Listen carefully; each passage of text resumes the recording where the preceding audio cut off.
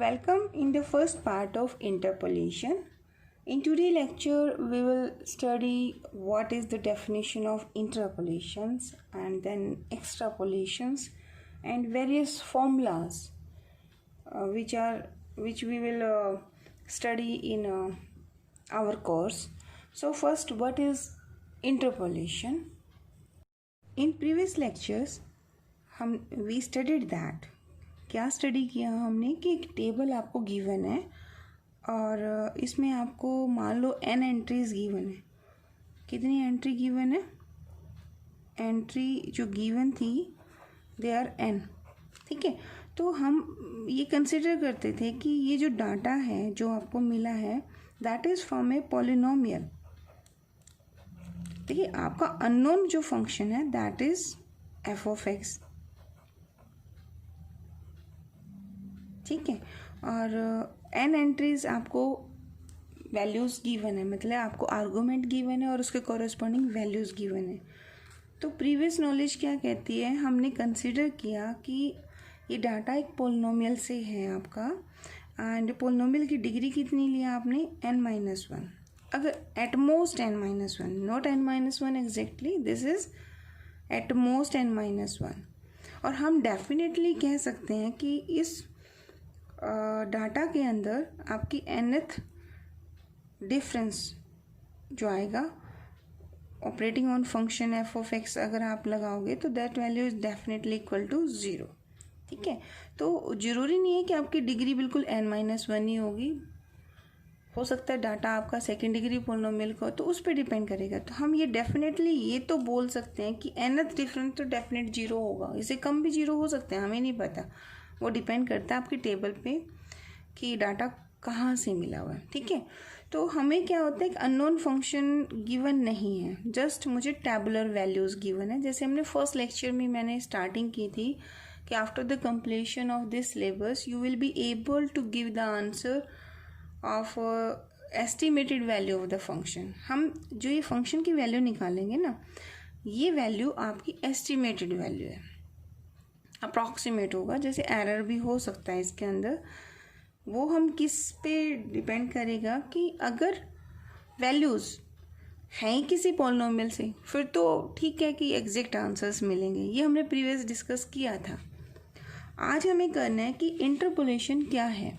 तो आपके पास क्या होगा, एक टेबल गिवन होगी, ये आपका y होगा एंड यहाँ पर जो वैल्यू होंगी that is my f of x होगा. यहाँ पे value x0, x1, x2 up to xn होगा. कोरस्पॉन्डिंग y0, y1 ये हमारे टेबुलर वैल्यूज़ हैं. ठीक है, ये टेबुलर वैल्यू भी 2 टाइप की होंगी. नंबर 1 होगा कि आपका जो डाटा होगा वो जो ये डिफरेंस होगा x0 से x1 that is equally spaced. ये हम आज तक हम यही डिस्कस कर रहे हैं फाइनाइट डिफरेंसेस से. और दूसरा होगा नॉट इक्वली स्पेस्ड. ये दोनों ही हमारे सिलेबस में है. ठीक है, नॉट इक्वली स्पेस्ड. अभी इस सीरीज़ में हम डिस्कस करेंगे इक्वली स्पेस्ड को. ठीक है, हमारे इस यूनिट में सिलेबस में कौन कौन है, Newton forward, Newton backward, Lagrange's और न्यूटन डिवाइडेड डिफरेंस फार्मूला. अभी मैं लिस्ट बनाती हूँ उसकी, वो कौन कौन से फार्मूलेज हैं. तो फर्स्ट ऑफ ऑल ये है कि आपके पास एक टेबल गिवन होगी एंड जो आपकी इंफॉर्मेशन होगी टेबल में x0, x1, x3 equally spaced होगा. इक्वली स्पेस का मीनिंग है कि आपका xn जो होगा that is equal to x0 plus n time of h.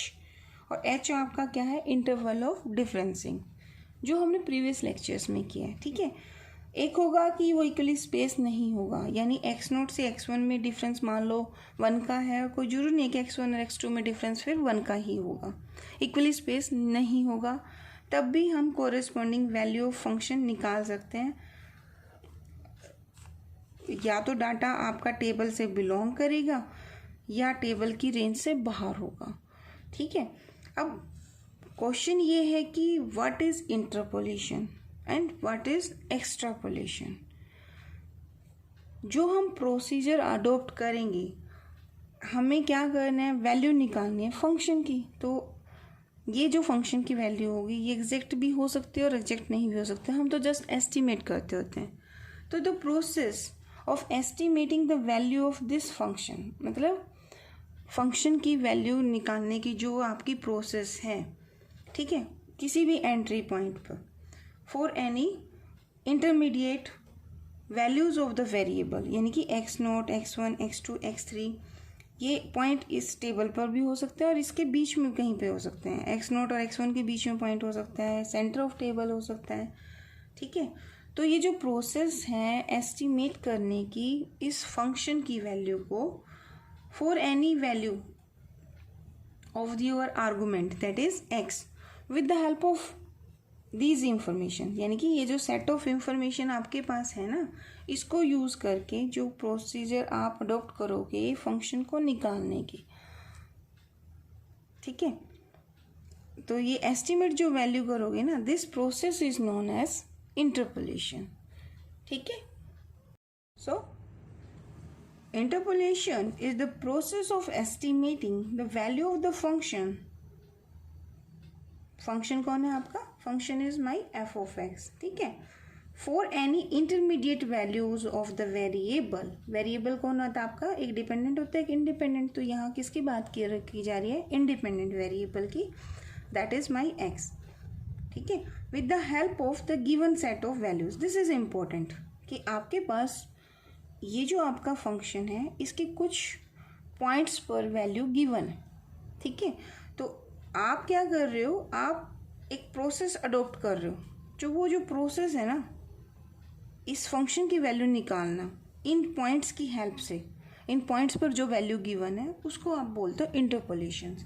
In another word हम मैथमेटिकली कह सकते हैं कि सपोज करो I am taking y equal to f of x, this is my function, ठीक है, and its values are given at these points, ठीक है। यानी कि आपके पास गिवन पॉइंट क्या होंगे? x की वैल्यू गिवन होगी, x नोट। अब जब टेबल करोगे तो आपको वैल्यूज गिवन होगी ना, x1, x2, I am saying and so on x of n, and corresponding जो वैल्यूज आएंगी they are f of x nought, जिसको हम y नोट भी कह देते हैं, f of x1, f of xn, ठीक है।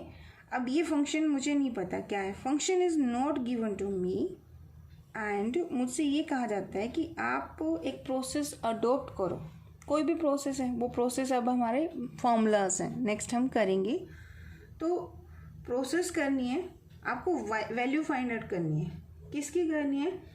एफ ऑफ एक्स की करनी है, और किस पॉइंट पर करनी है? सपोज मेरा वो कोई पॉइंट एक्स आई है और ये एक्स आई पॉइंट इस एक्स नोट से बड़ा है एंड इस एक्स एन से छोटा है।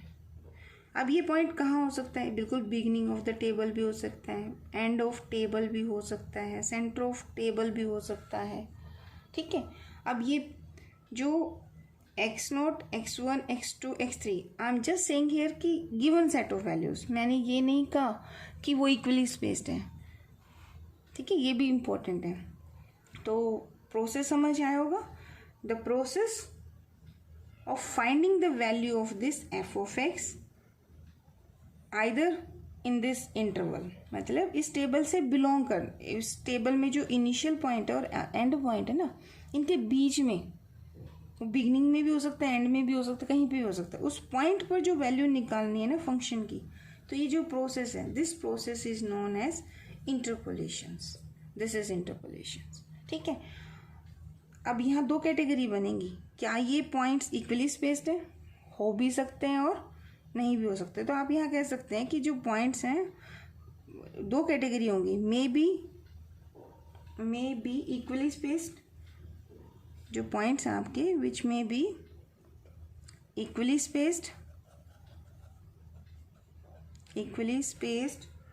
और एट अनइक्वल इंटरवल, ठीक है, दोनों कैटेगरी होंगी, तभी हमारे फिर आगे फर्दर फॉर्मूलाज बनेंगे, ठीक है।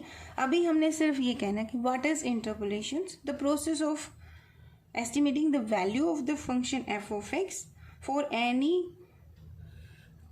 Values xi that is greater than x0 and less than xn with the help of given set of values, this one, ठीक है। This process is known as interpolation. Hair आपके जो पॉइंट्स हैं, argument जो values हैं, दे वे may be equally spaced और may not be equally spaced. अगर वो इक्वली स्पेस्ड हैं तो अलग कैटेगरी बनेगी फॉर्मूलाज की, अगर वो इक्वली स्पेस्ड नहीं है तो अलग कैटेगरी बनेगी। आज हम करेंगे इसको, ही करना है हमने, और नेक्स्ट लेक्चर में फिर फर्स्ट फॉर्मूला करेंगे। तो ये तो है आपका इंटरपोलेशन। तो व्हाट इज एक्सट्रापोलेशन? तो next definition is extrapolation. Similarly extrapolation क्या होगा? देखो नाम ही सजेस्ट कर रहा है एक्सट्रापोलेशन। इंटरपोलेशन होता है कि एक्स इस इंटरवल से और इसके बीच में लाई करेगी वैल्यू, तो प्रोसेस इंटरपोलेशन होगी, इंटरपोलेशन। तो एक्सट्रापोलेशन क्या होगी? इसका रिवर्स। इसका रिवर्स मतलब जो आप एस्टिमेट कर रहे हो फंक्शन की वैल्यू, निकालनी वैल्यू फंक्शन की, ठीक है, लेकिन एक्स आई कहाँ से बिलोंग करेगा? एक्स नोट से इधर, यानी कि एक्स आई एक्स नोट से छोटा होगा, या फिर जो पॉइंट आप ले रहे हो एक्स एन से बड़ा होगा, ठीक है। तो वो जो प्रोसेस बनेगी that is known as extrapolation. तो डेफिनेशन क्या लिखेंगे आप? It is the process of estimating the value of the function. अब फंक्शन की वैल्यू किस पॉइंट पे निकाल रहे हो? You are calculating the value of x, f of x at x j. I said वो पॉइंट जो है ना वो एक्स जे है, ठीक है। अब एक्स जे पे कंडीशन, अगर आपने इसको एक्सट्रापोलेशन लगाना तो एक्स जे क्या होना चाहिए? इस टेबल के यहाँ से लेके ये जो इंटरवल बनता है ना आपका एक्स नोट से एक्स एन, इसे बाहर होना चाहिए, यानी कि एक्स जे एक्स नोट से स्मॉल या फिर इधर से, यानी कि एक्स एन से बड़ा। तो ये जो प्रोसेस होगी ना ये आपकी एक्सट्रापोलेशन होगी, ठीक है। अब मैंने क्या कहा कि जो आर्गूमेंट है यानी x nought, x one, x two, x three, ये इक्वली स्पेस्ड भी हो सकते हैं और इक्वली स्पेस नहीं भी हो सकते, ठीक है। तो आपके पास जो फॉर्मूलाज हैं वो कौन कौन से बनेंगे? The list is this one. तो यहाँ हम कैटेगराइज कर रहे हैं, ठीक है। तो process estimating the functions when argument is, list मैंने बना दी एक्स नोट से एक्स एन। अब ये आर्गूमेंट या तो क्या होंगे? इक्वली स्पेस्ड होंगे। इक्वली स्पेस पहुँच गए हो, क्या मतलब होता है इक्वली स्पेस का? मतलब जैसे वैल्यूज आपकी 0, 1, 2, 3, 4, 5 पे गिवन है, तो सब में एच की वैल्यू कितनी है? सबकी वैल्यू सेम है, तो या तो इक्वली स्पेस्ड होगा या फिर not equally spaced, not equally spaced, ठीक है। तो इक्वली स्पेस में हमारे पास फॉर्मूलेज हैं। The first is Newton's forward interpolation formula. Newton's forward interpolation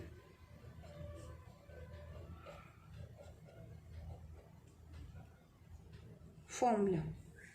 second है आपका, सेकंड है आपका न्यूटन्स, ये फॉरवर्ड है, फिर आपका है न्यूटन्स बैकवर्ड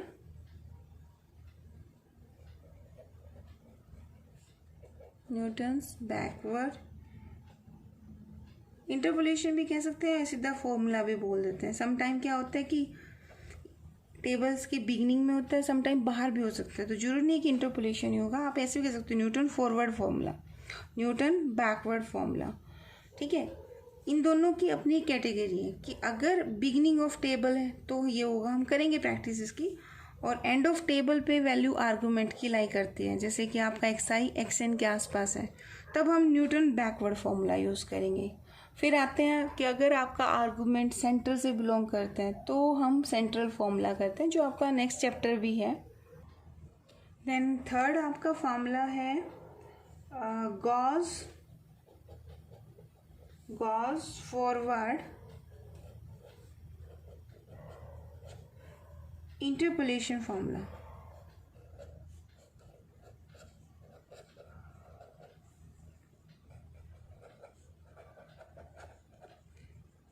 यहाँ वैसे आप इंटरपोलेशन ना लगाओ, ज़्यादा बेटर होगा, ठीक है, इसको काट दो, क्योंकि सम टाइम होता है कि टेबल में एक्स नोट से लेफ्ट में वैल्यूज़ होती है, तो इन दैट केस जरूरी नहीं है कि वो इंटरपोलेशन ही बनेगा, तो एक्सट्रापोलेशन के लिए भी हम इसे यूज़ कर सकते हैं। तो right here Newton forward formula, interpolation रहने दो।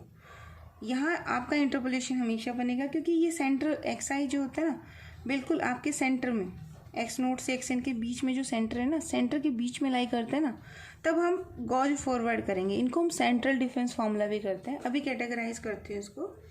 तो फोर्थ फार्मूला इज, ये आपका फॉरवर्ड इंटरपोलेशन है, फिर है आपका गॉज बैकवर्ड इंटरपोलेशन फार्मूला।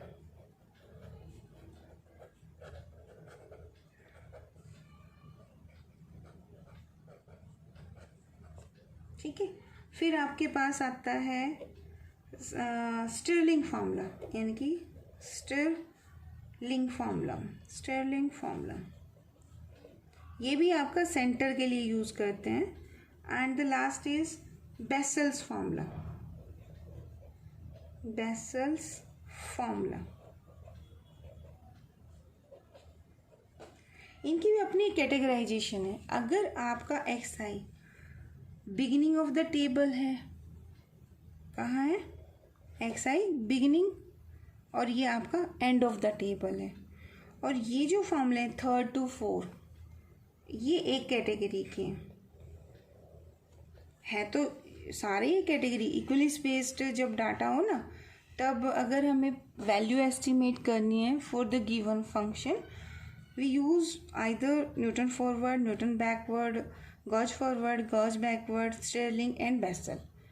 तो अगर आपको जो एक्स आई है वो सेंटर से बिलोंग करता है बिल्कुल, तो ये आपके सेंट्रल फॉर्मूलाज भी कहलाते हैं। ठीक है, सेंट्रल डिफरेंस इंटरपोलेशन फॉर्मूलाज। ये जो 3rd, 4th, 5th और 6th है ना, इनका क्या नाम है? These are known as central difference, central difference interpolation formulas. ये आपका ना अलग से चैप्टर है बुक में ना, अपने सिलेबस में है ये आई थिंक बीटेक वाले बच्चों के पास नहीं होगा, वो कंफर्म कर लेना। ये वाला सिलेबस देख लेना, ये अलग से चैप्टर बनाएंगे हम, उसमें करेंगे। इसकी हेडिंग में बनाऊंगी सेंट्रल डिफरेंस इंटरपोलेशन फॉर्मूलाज। ठीक है, अब तो कैटेगराइज कर रहे थे ना, समटाइम जैसे आपका प्रैक्टिकल्स भी होते हैं तो उसमें वाइवा क्वेश्चन भी हो सकता है कि इनकी कैटेगरी बताओ, कौन किस कैटेगरी से बिलोंग करता है। ठीक है, तो all these are equally spaced formulas and use to estimate the value of the functions in the given range. ठीक है, फिर आपका है या तो जो वैल्यूज़ होंगी आर्गूमेंट की वो इक्वली स्पेस गिवन होंगी या इक्वली स्पेस नहीं गिवन होंगी।